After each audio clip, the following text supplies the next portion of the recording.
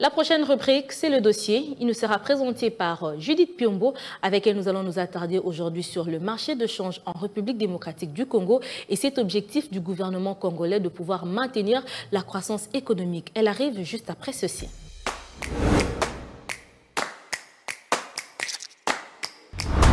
Je vous ai dit qu'elle faisait son entrée. La voici. Il s'agit de Judith Piombo qui est déjà sur ce plateau avec moi. Judith, bienvenue. Merci Déborah. Alors avec vous, nous allons nous attarder sur le marché de change en République démocratique du Congo et cet objectif même du gouvernement congolais de pouvoir maintenir la croissance, de pouvoir maintenir une croissance soutenue. Alors vous le savez que le vendredi dernier, il y avait eu conseil de ministres et au cours de ces assises, l'exécutif national avait passé en revue toute la situation de la macroéconomie. En se félicitant d'ailleurs des efforts fournis par la Banque centrale du Congo, bien qu'il y ait encore des zones de non-satisfaction qui demeurent. Mais nous aimerions quand même que vous puissiez nous dire à ce stade, quelles sont les avancées qu'on peut déjà retenir. Alors parlons d'abord du marché des biens et services. D'après l'annonce du gouvernement de la République démocratique du Congo, quasiment l'inflation s'est stabilisée en début de mois d'août, c'est-à-dire 2024 pour cette année 2024, et ce après des replis successifs observés durant les 3 dernières semaines.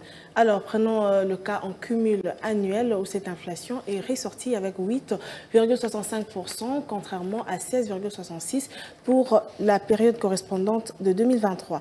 Et puis on va parler à présent de l'exécution du plan de trésorerie de l'État qui s'est clôturé en fin juillet 2024 par un excédent de 504,3 milliards de francs congolais et les recettes de l'État mobilisées ont atteint 2896,6 milliards de francs congolais et pour finir les dépenses exécutées se sont chiffrées à 2393,3 milliards de francs congolais. Alors je dis, j'aimerais ici qu'on fasse un petit focus sur le marché de change et le produit de base, notamment le cuivre, le pétrole et j'en passe. Alors Déborah, s'il faut jeter un coup d'œil sur le marché de change, le franc congolais s'est établi à 2848,76 francs congolais à l'indicatif et 2852,19 francs congolais au parallèle, indiquant respectivement une légère dépréciation de 0,11% et une appréciation de 0,11% également au parallèle en rythme hebdomadaire. Alors concernant le rythme des produits de base, il a été noté un recul de 2,23% pour le prix du pétrole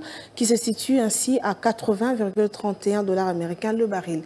Et on remarque une baisse de 0,19% du prix de la tonne du cuivre négocié à 9120,50 $ américains la tonne. Aussi la baisse de 0,79% du cours du cobalt s'établissant ainsi à 25 938,19 $ américains ainsi que la baisse du prix du blé et du maïs respectivement à 1,52% et 4,76%. Alors je crois que Judith, s'il faut vous prendre sur vos mots, il y a de quoi continuer à travailler pour maîtriser comme ça l'inflation et assurer la stabilité du franc congolais. Tout à fait. D'ailleurs, la gouverneure de la Banque centrale du Congo, Madame Malangou Kabedi, a recommandé de pouvoir poursuivre avec la mise en œuvre d'une politique monétaire et budgétaire restrictive. Et ceci d'ailleurs vise à maîtriser l'inflation, mais aussi assurer la stabilité de la monnaie nationale, le franc congolais.